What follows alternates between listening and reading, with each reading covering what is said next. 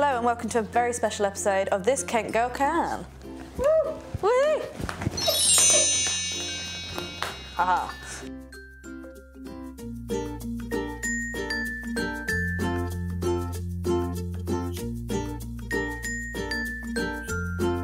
So in this episode, I will be interviewing some very wonderful women from the University of Kent that are doing some awesome things, and we're going to talk about that with them, alongside with people that inspire them, and then with some fun little challenges, as you can probably tell.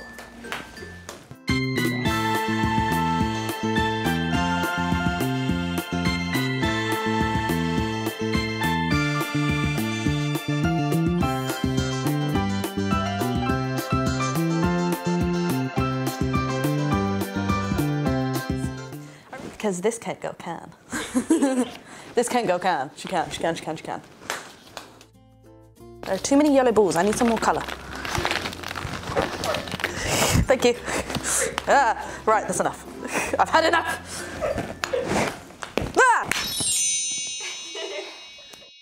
I'm here with Rowena, who was at the Kent Student Awards. What did you win? I won Student of the Year. Well, there we go. Student of the Year, that's pretty excellent. So what did you actually do to win this award? I'm currently president of the KGSA, so that's the Postgraduate Student Association. So I run like events and like make sure people have a voice and sort of any campaigns and ideas they want to help happen and change. I sort of help with that and... Oh, amazing. Oh, amazing. So is it quite like time consuming then, this role? Yes and no, yeah, because I really enjoy it, so it doesn't necessarily feel like I'm putting loads of time in, because it just sort of time kind of disappears when I'm doing it. Scuba diving. Yeah, scuba dive. We're on the club, well, society, I guess it's called. Even though it's a sport, so I'm a bit like in conflict with that. But how do you do it? Go up to Whitstable basically. There is a really nice pool actually, lovely and heated. I'm doing it this weekend, doing some tri dives, so for people who've never dived before, getting them in the water and like seeing if they like it or not. Because it's a bit like Marmite, you either love it or hate it. But obviously most people love it. So it's really good in the sense that you get people in the water and you sort of see the look of amazement in their eyes, being like, oh my God, I can breathe. Yeah. Can you demonstrate? Oh no. You don't actually have to fall. Okay. So are you doing it as well? Oh yeah, go on then. Go on then. Right, so what's... remove this awkward gap as well. Yeah. So you got all your stuff on. Right. You got all your stuff on, you got your tank on your back. Yep. And you're just sort of on the side of the boat, so you're sort of moving a little bit. So and this is if you're doing like a boat dive, so if you're on a sort of a thing like a liveaboard, so you just stay there for the whole week and you go into these amazing places which you can only access via boat, which makes them even more awesome. So more fish. More fish, yeah. So you're on the boat, you've got your legs inside, so this is sort of like the dinghy sort of thing. And everyone, we're sat on the edge, and there's probably people opposite us as well, so you're like, hey. And we're probably buddied up because you go in pairs all the time, so you're doing the checks. No, I won't lose you, don't lose you. And you got your mask on, you got your regulator instead of the thing that gives you air. So you hold that in and your mask. Okay, I've seen this on the telly. Yep, so you're holding it like that. A bit like that thing at school when people are like, if your hand's bigger than your face, you've got like a terrible disease and they push your hand against your face and that ha got you. Oh. Yeah, so basically it's that motion. And then you're holding on to your gauges and bits and bobs on the side. So you got your camera with you, obviously you got your GoPro because you're ready to take some... You've got to be ready some coral stuff. And you're holding that on, you have that, and then you just sort of go, yeah. Oh, yeah. I love it. I really want to do it. I'm gonna do it. Because this girl can, and this girl definitely can. These girls can. Are there any women that have inspired you? Yeah, so back at school, like throwback to like primary school, there was a girl like in the years, I think 2 years above, like a year above. She was called Samara and she was like amazing. Like she was doing her thing, like doing loads of hockey, and she used to represent like the school team, I think the Hong Kong team as well. So I was like, oh my God, she's so cool. And then she used to like win everything and I was like, oh my God, I want to be her. I want to live your life. And then it was really strange because then I got to know her when we did like this school trip to Kilimanjaro, and I was like, yeah. Ended up sort of walking most of the way up together, and she was really cool, but I never told her she was like the person that I looked up to. That's so sweet though. Yeah, no, it was really cool getting to know her. Next part of the show is a challenge. Challenge! Everyone that we're interviewing today gets a different challenge each. Your challenge is a Secret Santa. Okay. So you'll pick a name out of a Santa hat.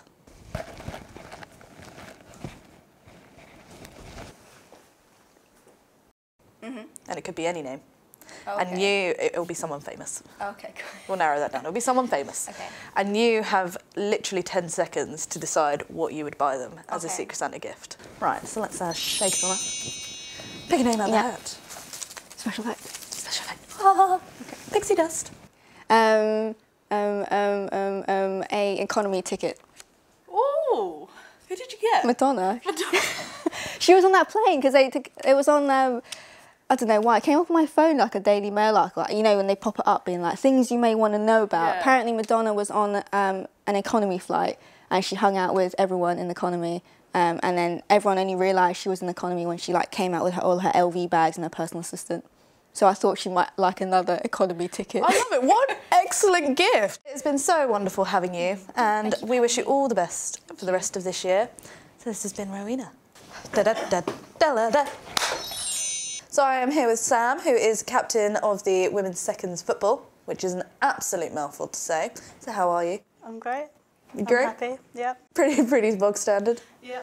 So tell us a little bit about you. What did your role entail is probably the best question. Just a lot of organising of everyone on the team. I kind of just tell them what to do, where to be, and just kind of inspire them, encourage them, and just make sure they're having a great time. I love it. That honestly sounds like such a good job, although really difficult when people aren't up for it. Yeah, it's difficult at times, but I think it's worth it in the end. So I have heard a little rumour that you can juggle. I can. You can juggle. And I just so happen to have some really inconvenient balls that I'm going to let you try and juggle with. There's some balls. Give it a go. One sec. Oh, God, I wasn't expecting her to be able to do it. That is insane. How are we doing this? This Kent girl really can. When do I stop? Now. So how do you do it? Try and Oh. I'm going to say try and teach me, but this isn't going to go well. Start with 2. Start with 2. You throw one up, and then when it's like on its way down, you throw the other one up. Yeah, like that. But catch them. I don't think it was like that, if I'm honest. Have a new one. No. One day. Right, let's get down to the actual interview because that's what we're here for. Are there any women that have inspired you throughout your life, even if it's just a temporary inspiration? Or... My mum. Oh, you know what? I was actually expecting someone to say my mum today. I don't know. She's inspirational. She encourages me to do things. And I'm team mum. Oh, I love it. Shout out to mums out there. You're doing great. So the girls on your team, like, this is going to sound like a really weird question. How do you all get on? Everyone gets on really well. It's like it sounds silly, but it's like a little family. Especially with sports clubs at Kent. Yeah. I'm going to break down some stigma now, people. There's a massive stigma that, like, if you don't go out drinking, then how do you get to know people? So is that something that you have any comments on? Well, it has been a thing before, but this year we've really tried to change that.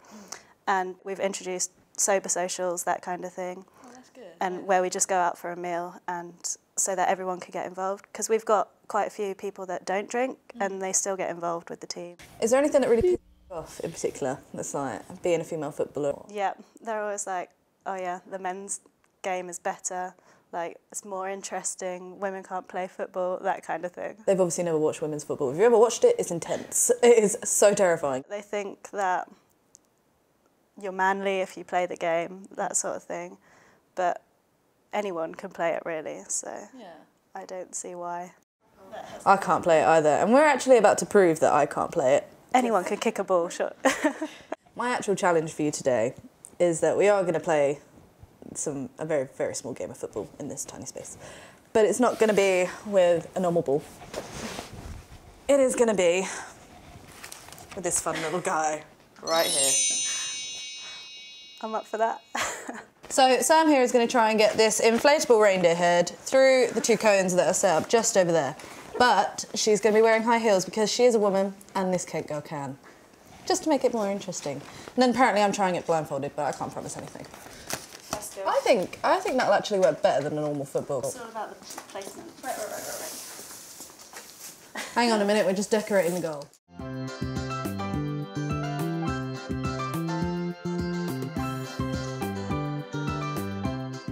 I'm going to sit on the sofa and enjoy watching you do it. And sound effects. Woo, woo, woo. Go girl, go girl, you got this. This Kent girl can. Woo. This Kent girl may not. I've still got this. Wait. Yeah. Woo! I love it. Right, guide.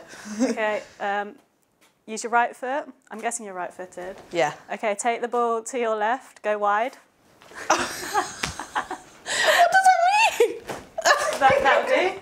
Now keep walking, yeah. Oh, this is so terrifying. I know there's equipment around me.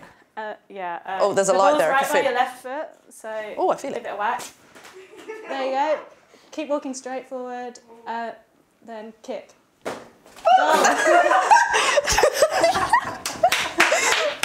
Yes! This has been absolutely excellent and my hair's ruined. But you look fabulous. But this has been Sam. Good game. Good game. So I'm here with Kieran, who is editor-in-chief of the Inquirer newspaper. Tell me about yourself. Well, I'm the editor-in-chief. That's pretty much all there is to know. That's amazing. That's all I got. So are there any women that have inspired you to get into the role? My mom. Your mum? In a weird way. I mean, she's not a journalist or anything, but it's sort of like, she's just a strong woman. And I just love doing things for her. She has always been the type of mom to like tell me to focus on myself and nothing else and just, you know, not boys, not dating. No. Who needs that? Do you think that being like a woman and doing the role that you are doing, has that been affected by being a woman at all? Yeah, for sure. I think about that more than I should. I think like, if I was a guy, would they just automatically respect me more? The editors and everyone are great anyway, but I have thought about that a lot, but I think it just makes me more eager. No, I'm the same. Like, I always just think, like, if I was a male, would I instantly have it? Or Yeah. am I working harder? The funniest thing that happened was, it was towards the beginning of the year, and this would happen a lot, actually. And I had a meeting with someone, and I go downstairs, because they said they're outside the building, and we'd just been emailing, and so I go downstairs. Yeah, I know what you're going to say. I go downstairs, and they go, hey, I'm supposed to have a meeting with the editor-in-chief. Do you know where he is? And I was like, you're looking at him. I'm taking a module called Language and Gender. So it talks about stuff like mansplaining, and mansplaining is essentially when you are saying something and you explain something, and a man, it could be in a meeting, like any sort of setting, and a man will like explain what you've said to everyone else in his own words. But it's unnecessary, but because he's a man, he gets sort of like that validation that he said it better than you or something. Have you noticed it more now then? Oh yeah. There's heap-eating, which is it's a new thing. It's like repeating, but a man. They just repeat what you said, but louder. And, you know, just... I feel like that happens like more often than you notice. You guys at home are now just going to notice this. Oh, all the time. I find myself questioning. We went out Friday night, and I'm like, okay, I'm dancing, I'm like shaking my butt and everything, and I like to get dressed up and sometimes dress revealingly. And, I mean, that's perfectly sort of okay. Like, wait, am I becoming this type of a person? Or I'll do another thing, and I'll be like, am I too focused on the way I look or my fashion? But the point is, why not be able to do everything? I mean, the point is you can do everything. You can try and look good, and you can, you know, be a boss and tell people what to do. I agree with you fully. Do it all. Because this Kent girl can. So the challenge that I have for you today, and I hope you don't mind, but we've taken some old copies of Inquirer. You get 3 minutes to make a dress out of newspaper and put it on me. Where is it? No. Don't worry. We'll get it all ready. We won't start until everything's set up for you. Just taking a quick tech break.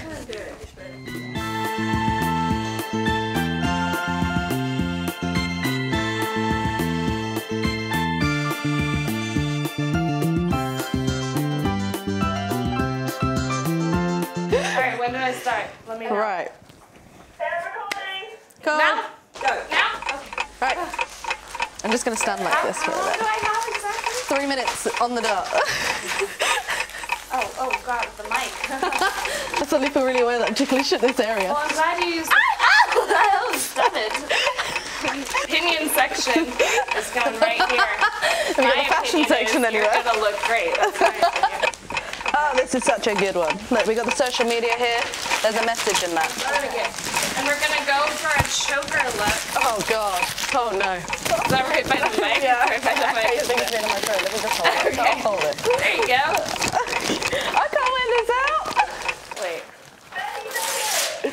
Oh, the pressure. Oh, all of the pressure. Oh my God. Okay, almost. Almost done. And ta-da! 23 seconds to spare. That is beautiful. I feel so pretty. Walking.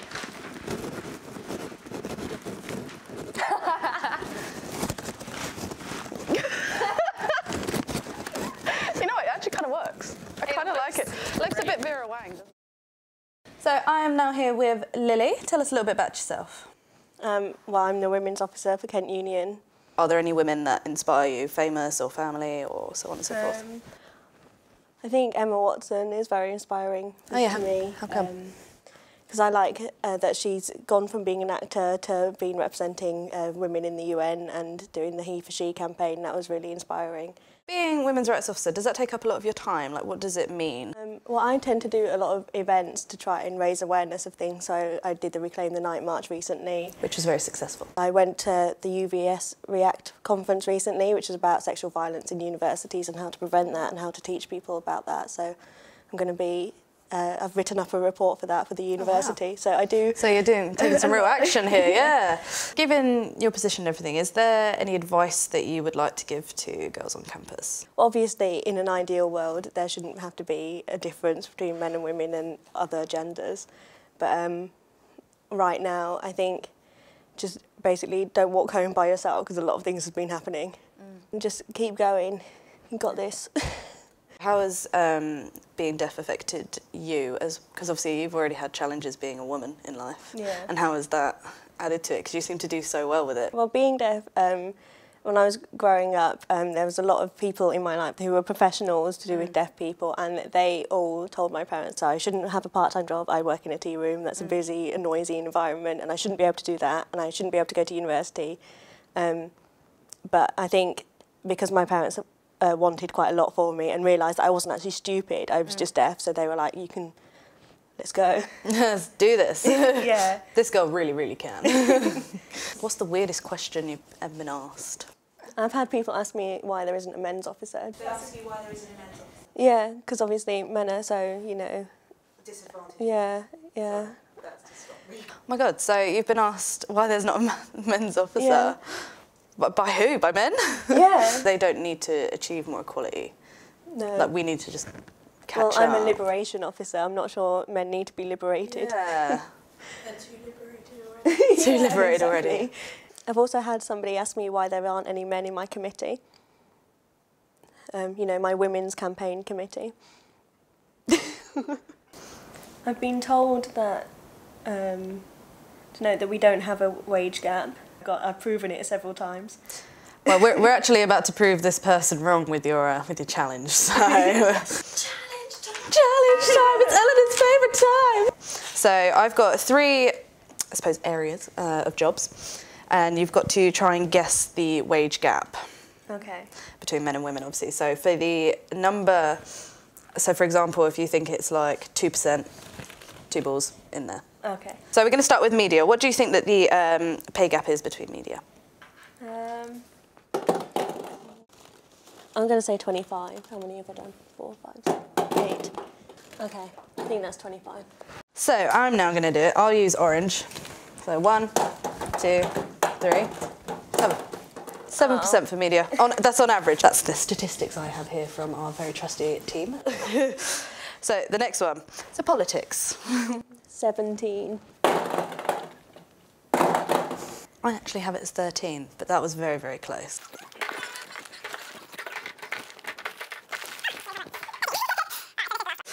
All right, so this is the last one, and it is football. How many are we going for? I'll do 10. Quick disclaimer. We did the stats ourselves, and they are between the Rooney and Steph Hughes. Yeah. And it's not only what they're earning, but also like how much they get from like people betting and stuff like that. So it's kind of like a general. Okay, With I'll it. go for 15 then. 15, yeah. 15%. This one's going to hurt you a little bit. No, no. It's 86%. Jesus, what? Why?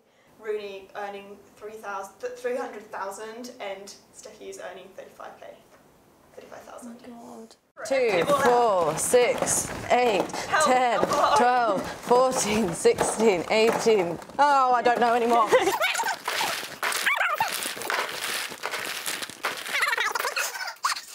I mean, we've still got an 86% gap to fill, a 13% gap to fill, and a 6%. Well, a 6.6, so we rounded up to 7.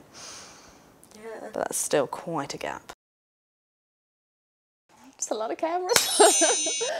So I'm here with Sagar, who is one of the winners of the Big Ideas competition. Would you like to tell us a little bit about it? Yeah, so it's a competition that's run by the Hub of Enterprise and Innovation on campus. And basically there was 2 stages. You sent in a business plan, and I think it was about 70 or 80 people who sent them in, and you got shortlisted to present. I think we were like 10 of us who got shortlisted, and we got to do a pitch in front of a panel of judges. And yeah, then we won the pitch. So yeah, love it. So what inspired, or who inspired you to enter this competition? It was not like super planned that we were gonna do it. We had an idea that we wanted to do something. We were gonna, because I was an English student and she was a liberal arts student. So we were like, oh, let's make a magazine or something. And then we saw this competition and we were like, oh, maybe we could turn our concept like that we came up with for the magazine into a business instead, and we sort of reformatted it and entered it. Oh, amazing. So what was the concept? We are really passionate about like the environment and helping environmental causes. So we wanted to do a volunteering platform where people could volunteer to raise money for environmental causes through their creativity. So what do you see yourself doing in the future? Well, after doing the competition and everything, I would really see myself as starting a company, and I think that is not maybe something that a lot of women are doing right now. The ratio is sort of not that equal still, yeah. Women sometimes can be accused of being bossy or bitchy, or when they're just trying to assert a bit of authority. Do you think that's a the female boss that people face when they want to start their own company as a woman? That is not a stereotype that I want to feed into. By having more women like in business environments, starting up their own business, hopefully like it will change. I think people are getting more aware of it, and yeah, it makes me really angry. Has anything ever happened to you in your life that's was caused by a male that's ever like really pissed you off? When picking like profile pictures for a LinkedIn profile, and professional, you will often get comments about your appearance instead of about what your concept might be. Right. And that's something that's happened to me, and something that is not really, it's not something you appreciate in that kind of context. Yeah, but it defeats the point, doesn't it?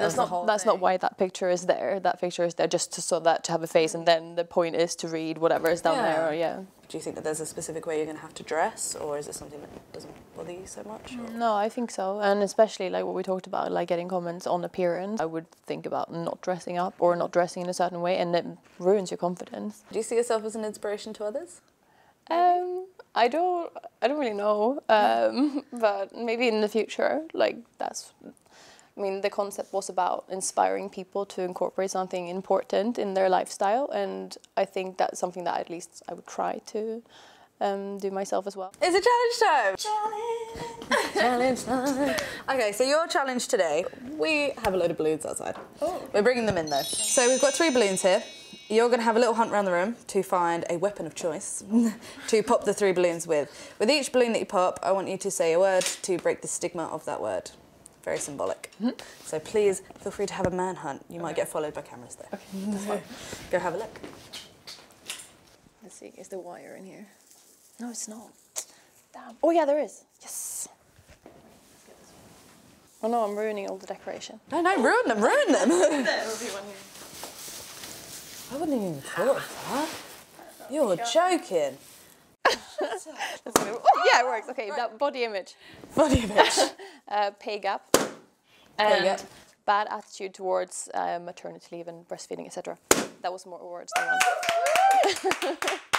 That was insanely quick. I was hoping you would struggle just a little bit more. I had the idea instantly. No, that was amazing. So I am joined by Gabby, who is the captains of the women's lacrosse. Tell me a little bit about yourself. Captain of lacrosse. I was vice last year, so I guess it made sense that I became captain this year. Kind of takes over my life a little bit, but it's worth it. What makes it worth it? People is a massive factor. We train like 3 times a week and have games every week, so you really do get to know the people you're playing with. You do get a bond like that you don't really with like people from your course or stuff like that. So you're in your last year, aren't you? So what do you see for yourself like in the future? Do you want to do lacrosse? I would like to play at a higher level. Say if you did go into lacrosse and everything like that and it all worked out beautifully, how do you think that would affect your life? Like, men have things like, I think they have more tournaments where you can be seen in England, like as in if I play, they have tournaments where if you played there are going to be scouts there kind of thing. I think you can be a professional lacrosse player if you're a man, but you can't be counted as a professional sports player if you're a girl.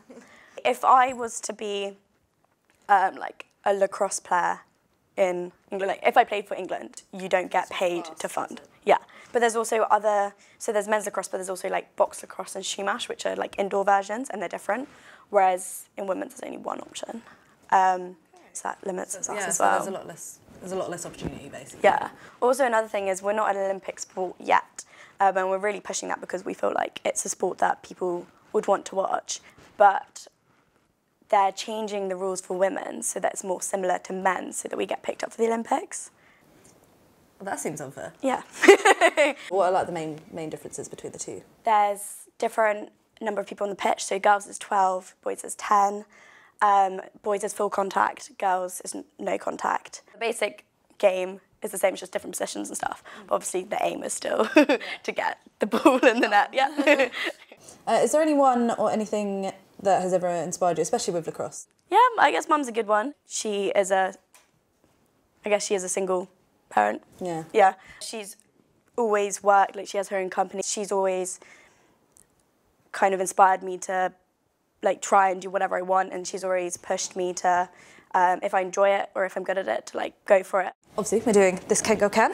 Yes. As you can see, me and Rowena had matching tops today, and it's very embarrassing. Obviously, I'm a bit biased because sport is kind of like my life again. But I do think it is really important to get girls together and become a team. And like I said, you do create a really strong bond and do something, learn a new skill, just like succeed in something that's different to like your degree or whatever it is you're doing. Rugby and football and sports like that are normally thought as men's sport. So I do think it's really important that sports like that are really push for girls to like get involved in. Challenge time? Oh God. Go on, go get the balls. I'm scared. And we will use a nice red ball. Yay. So basically what we're going to do is you are going to teach me how to throw. Oh God. Okay. So you'll pass to me and then I'll try and throw it in the goal and then vice versa. Okay. That's pretty much it. That is just... Okay. It's actually not that bad. The basics of throwing is you want to have your dominant hand about 3/4 of the way and then your non-dominant hand at the bottom. Yeah. And basically what you do is you want to stand side on and then you want to have your shoulder slightly back and your elbow back, and then basically you kind of pull down with this hand, push with this hand, and then you like follow through. Okay. Oh. Okay, there's more balls. More balls. Oh, I mean, it hit the goalie, to be fair. Hey! Oh. Yay! I saw it. Can we also remember that I am a defender, so I do not shoot. As it's a low, but you would probably do it more from. Just try. I'm just gonna do it. Just try. So, yeah. Hey, first try. This girl really can. So, as a thank you for coming all this way. Oh. It's a little goodie bag. Oh, thank you. Oh, it's all girly stuff. I know. That's the idea, isn't it? It's I all like girly it. stuff that we should be able to embrace and laugh at and be comfortable with. So there's a nice little tampon in there. Thank you. I like the party blare at the way. Yeah. This bit. That's tinsel. Tinsel. It's a little bit tinsel. What do you think inspiring women eat for breakfast? Inspiring women eat for breakfast. I don't think they do eat breakfast. I don't think they have time. They're too busy changing the world. And